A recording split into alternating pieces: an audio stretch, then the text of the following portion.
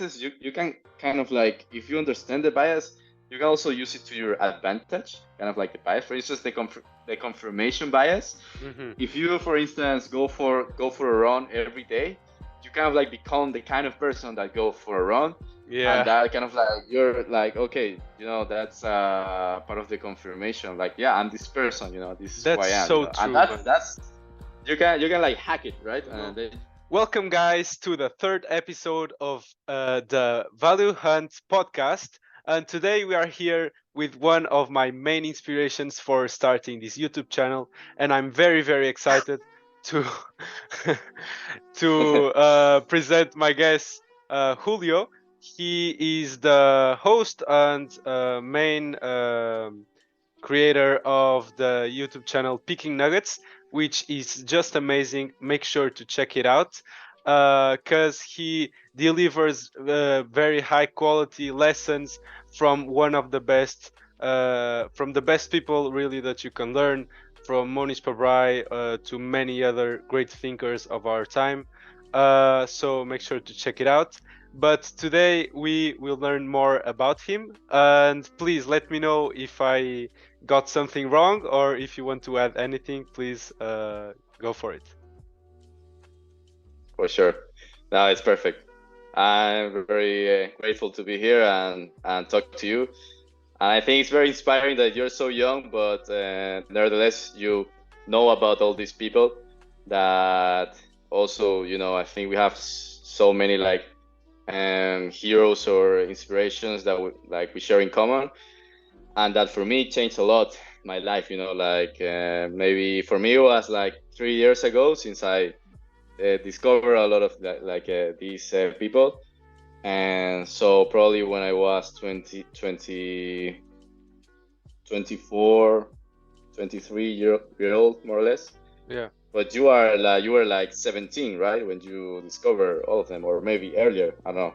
Yeah, that was actually one of my first questions that I had for you, Yeah. and right on point, you got it. I was going to start saying that my journey really started from like kind of reading. Now, first of all, I just searched on Google how to make money or how to be rich or Yeah. something like that, and then a lot of things popped up, and I read like this book that actually I got here, uh, Think and Grow Rich. So Mm, this was what made started me into this journey. yeah. So my question for you is, and I started like at the age of 13, reading this book. Oh, that's So crazy, man. I was in marketing when I was 13, 14. I believe I was in multi-level marketing or something like that, man, when I was at your age. But that's I was like, for 4 months, 5 months, I was like, so like, oh wow, this marketing multi-level is so awesome. But I never like took action or anything. I just found it like super interesting. But then it's like, I don't know, like for me, it's like I get really enthusiastic about something, but then I find another idea, and then I you switch switch. completely, and then I'm really enthusiastic about this other idea. That's why I love the YouTube channel thing, because I can focus on one idea and then put it out and then switch it and just take a whole new idea, and sometimes mix them together. I'm not the kind of person who can like stay with the same thing if it's like very, very specific for a Mm, very long time. Yeah, I prefer to be like super broad, yeah, but then of course you sometimes are a little bit like superficial if you're that broad. right. So I try to be like broad, but also like and go deep, into one idea, Yeah, but then also like switch to another idea, and then I discover, that you can have these like lattice work, mental models, all that thing. Charlie Which, Munger stuff.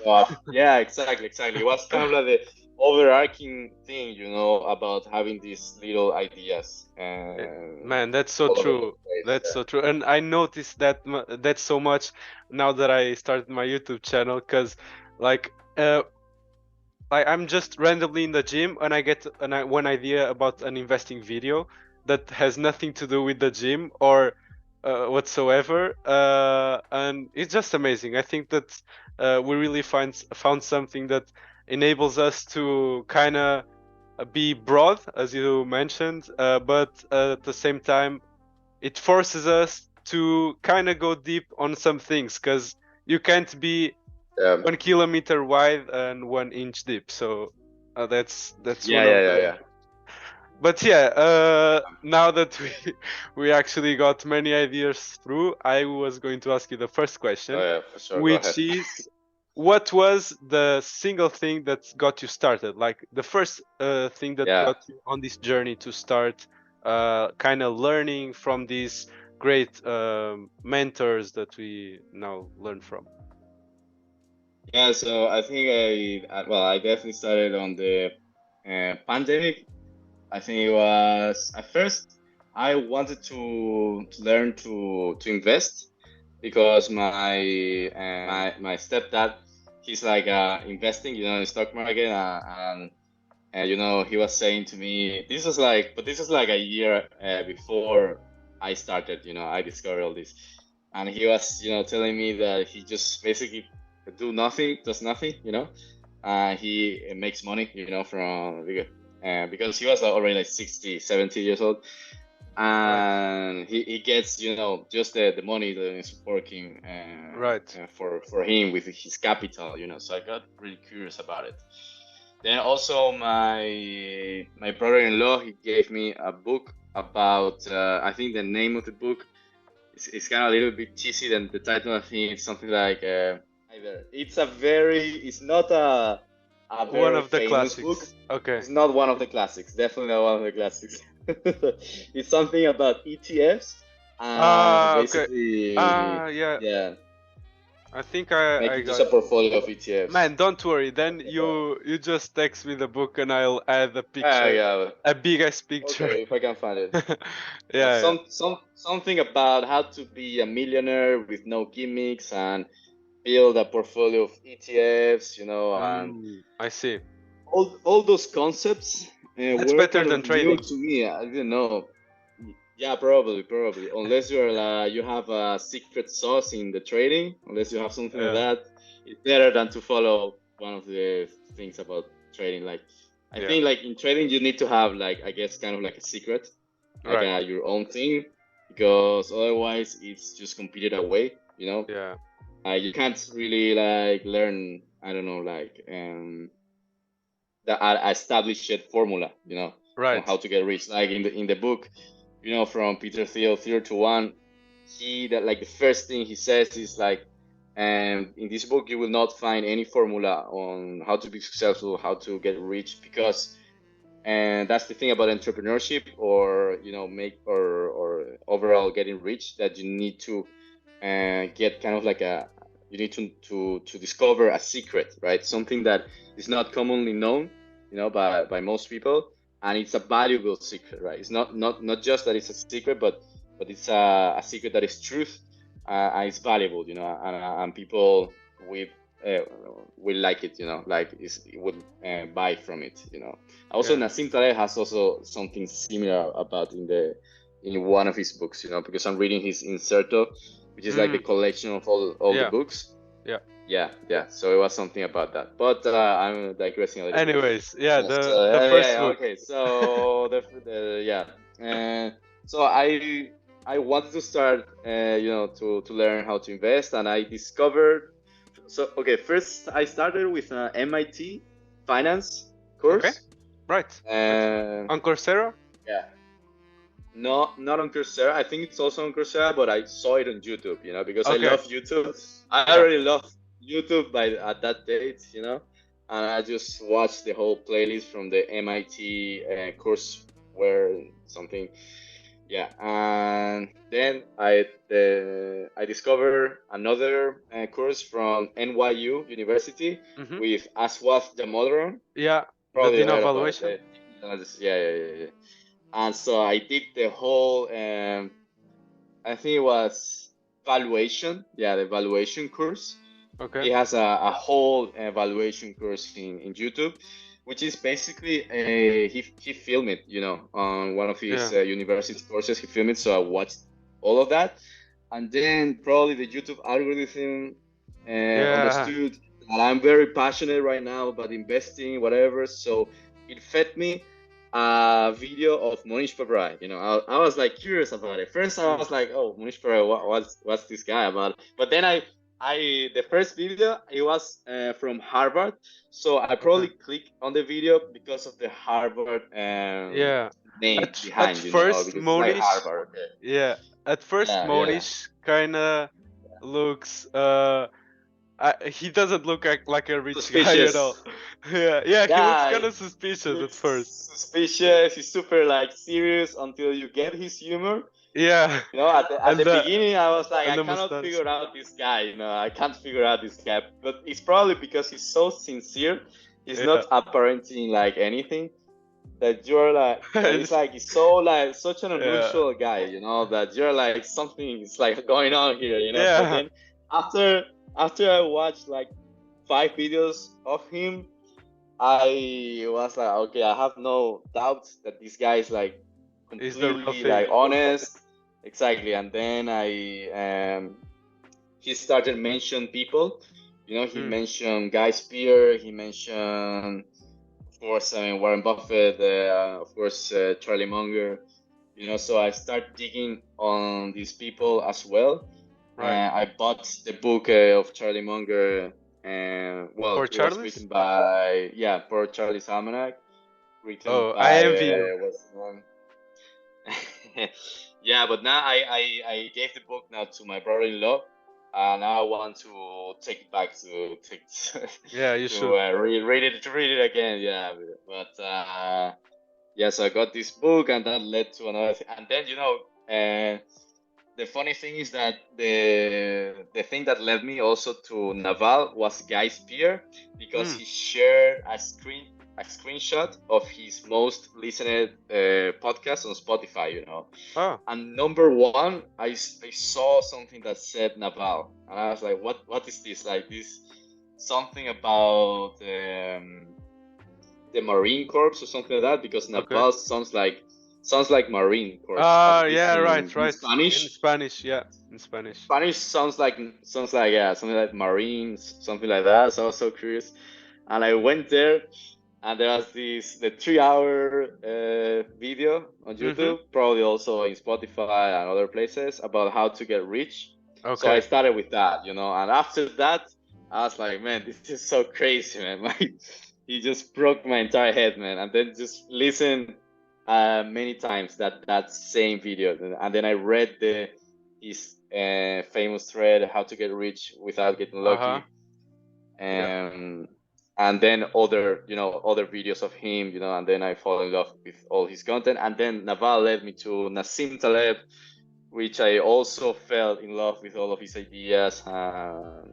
And then it's been like that, that's been kind of like the journey. So it's like Yeah. I discover a person, and that person mentions also some persons, so that kind of like creates the chain of people, Yeah. at I least think that was me. that's how everyone cuz like Napoleon Hill led me to whatever, like Dale Carnegie or Ford or whatever. Then I started like with how to win friends and influence people. Then I there read was that one, yeah. then there was a comment like saying, "Oh, Warren Buffett kind of got through his um, difficulty in talking with people thanks to Dale Carnegie." Then I researched Warren Buffett. Then Warren Buffett led me to Charlie Munger, and so yeah, it's a It's it's a crazy, man. network. It's Yeah. a network. Sure, and I think the idea over all of this is that the curiosity, that's the thing about the curiosity, that you expand, always, like everything, right? The knowledge, and I don't know if to call it a network, because it's not like a Yeah, relationship with them, but it's like you look after them, right? And it's like you right. take lessons from these people, and it's like you start absorbing more knowledge, and that leads you to realize that there is even more knowledge, out there, Yeah. and that there's just so many like valuable ideas and people to discover. And I think maybe before all of this, my sense of curiosity. I think Mm-hmm. I've always been like curious person, but now I kind of like created the habit of, if I find something interesting, I will also and I find, an idea within that thing that's interesting. I want to dig more into that idea, or if I, see a person that comes from a person that I admire, I want to dig Right. more into that person because that might lead me to another idea, and I kind of like doing it Yeah. and do it like that, always have like be super like proactive with my curiosity. Yeah. Yeah. I Yeah, once heard like something about if you don't write your ideas or if you don't follow your ideas, it's like wasting time or something like that. Something in that line. And I think yeah, yeah, that kind of resumes what you just said, because if you if you feel curious, like, because I find it so interesting, like so many of my friends, like I usually don't talk about investing or whatever with my friends because I yeah, know me that neither. Yeah. it's not Me something neither. that interests everybody. But when I do Yeah, yeah. talk, they get interested, but they don't have that spark to kind of go through, investigate deeper about that thing. Yeah, So yeah, yeah. Or yeah. I feel the same way. Or ask, like, for instance, if I say something, like, mhm. let's say, I don't know, like today I found out about this. I don't know if you have seen this Silicon Valley Bank stuff. Yeah, I read that too today. Yeah. And so I've been in Twitter like for at least 1 hour, and like researching, and a lot of places. Then I comment, I don't know, like to my sister and my mom. I was, oh, that's interesting. And then they just switch the topic Yeah, right away. Like I'm like, what? Like I'll just say like the one of the largest banks in America is just like melting down, yeah, and I was like, I would be like, wait, but why? And I have so many, at least like 20 yeah, questions, but they're like, oh, that's interesting. And then they just switch yeah, to another topic. I was like, oh, fuck. yeah. And then it's That's like, I don't want to talk anymore, man, with these people. yeah, that's true. And I also like kind of give it a thought about it because, okay, why am I so interesting about this thing and no one cares?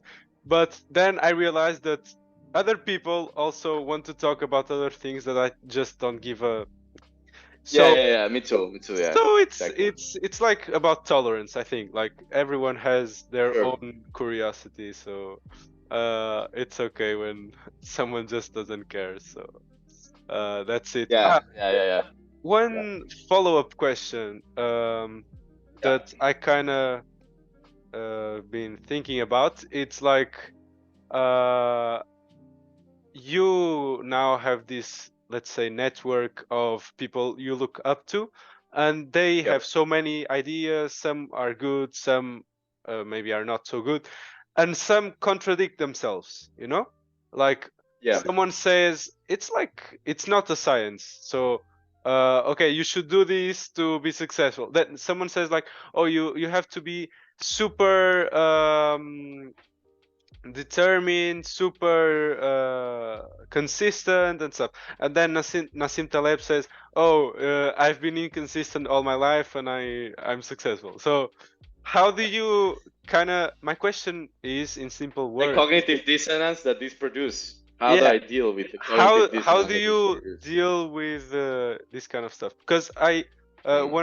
one last thing. I saw one video of yours that Yeah. I think it was about Naval, and he said, go to the source, like before digging up into some kind of philosophy, go to the first thing that kind of created that. For example, if you want to learn about Stoicism, don't learn about Stoicism first. Learn about this other thing that comes before. So, Yeah. kind of, what's your approach to distinguishing what you want to take us through, uh, and how do you deal with like all these conflicting ideas? Yeah. So I try to, because I think we have this like bias, to always be black and white, Mm-hmm. and I guess everything can be like, I guess, understood in a not on the like extremes, Right. but I think life probably falls somewhere in the middle between these extremes, you know. Mm. So I guess if some person is talking about one extreme, you know, it's like what he maybe with a hindsight bias, he's Mhm. seeing that this is what was useful to him, you know. Um, but maybe you know there's other like factors, you know, and there's just many ways. I get what, especially when they talk about something so broad and Subjective, also kind. where and where you know randomness also Mm. takes a place, and like for instance how to be successful, how to make money. And I think there's just so many factors, right? And you can talk about everything can make you like I think Yeah. there's like so many things, right? Even being super And dumb can make you rich. Like the fact that you. yeah, I guess I would say it's less likely, Yeah, but I guess but it it could can. happen. I don't know, but yeah, I think it's like I like for me the thing is always take this whatever idea and try to really like understand this idea, not just follow it like a prescription, you know, Mm. but take this idea and I don't know, wear it on like Mhm. on me, you know, on my I shoes, see. and how would do things based on this idea, or also in if it's like context based, if there are like contexts in which it would be more valid or less valid, you know, Right. because that's also something I've discovered that some ideas are not like maybe valid on all contexts, but you have Mhm. to know where to apply an idea, I guess. Right. And yeah, so it's like really understanding the what's behind the prescription of what someone is telling you, Mhm. you know. And yeah, I mean sometimes for instance the I guess the one that creates the hardest dissonance for me, I would say is for instance when they speak about uh, like the meaning of life, you know, Yeah. because you find this that they say no it's meaningless, and there's people Yeah. says no there's a lot of meaning, or that life is a single player game, it's a multiplayer game. So there's a lot of dissonance, you know, but I Mm. think it's just take these ideas and think it for yourself, think it like independently, and what makes like kind of like sense for yourself, you know. Because if you just take everything as prescriptions, like you will like run crazy, you know. Yeah. You have to like yeah really go through each idea, each thing, and think it for yourself. Yeah, Yeah. because we have also a lot of subjectivity, you know, each person. So, but yeah, Yeah. I still haven't really I figured kind out that of. one. Yeah. I kind of. That also takes part, like not knowing, or not having a clear answer, because one of the Yeah, biases that Charlie Munger talks about is like we have this bias that we want to like get to a conclusion when there's no necessarily a conclusion. Plus, we kind of always have the tendency yeah, to get chauffeur knowledge. Garen wants me to repeat the story of Max Planck. And according to this story, Max Planck, when he won the Nobel Prize, was invited to run around Germany giving lectures. And the chauffeur drove him. And after he'd given the lecture about 20 times, the chauffeur had memorized it. And he said, you know, says Professor Planck, it's so boring. Why don't you just sit in the audience and I, the chauffeur, will give your talk. And so the chauffeur got up and gave Max Planck's talk on physics, and some professor stood up and asked some terrible question. And the chauffeur said, well, he says, I'm surprised that in an advanced city like Munich, people are asking elementary questions like that. He says, I'm going to ask my chauffeur to answer that one. So basically, everyone wants the secret sauce, secret formula that works perfectly, but it's not really like that. And I think you explain it pretty well. Like being independent thinker. And I like And also be broad. I liked a lot the analogy that you used, like wearing the idea, being very empirical about it, kind of doing a test on yourself. Really makes sense. Yeah. In this world where we have so many access to information and every possibility maybe a good one, then yeah, maybe that's a Yeah. good approach. Yeah. Also, if you want to remember this idea, the best thing is like to create a story of this idea and wear it yourself and how it applies to your life. Because if you just think about the idea itself, it's so easy to forget it. Because we are kind of like more wired to when you know the idea has a purpose and you see the purpose on this idea, how it's useful to your life, and yeah. So like when you actually wear the idea and you create a story for the idea and everything, you know, yeah. Although this is also like the narrative bias, Right. or fallacy bias. You always want to create a story out of everything because we have this tendency to create explanations. But I think a lot of biases you can kind of like, if you understand the bias, you can also use it to your advantage. Kind of like the bias, for instance, the confirmation bias. If you, for instance, go for a run every day, you kind of like become the kind of person that go for a run. Yeah. And that kind of like, you're like, okay, that's part of the confirmation. Like, yeah, I'm this person, this is who I am. So true, and that's you can like hack it, right? And then you just go for a run and just like be smart about it and understand it. You have this bias. How can I leverage on this bias, and how can I avoid the downsides of the bias, right? Yeah, that's amazing, man. That's very true. If you want to listen to the rest of the conversation, subscribe and stay tuned for part 2.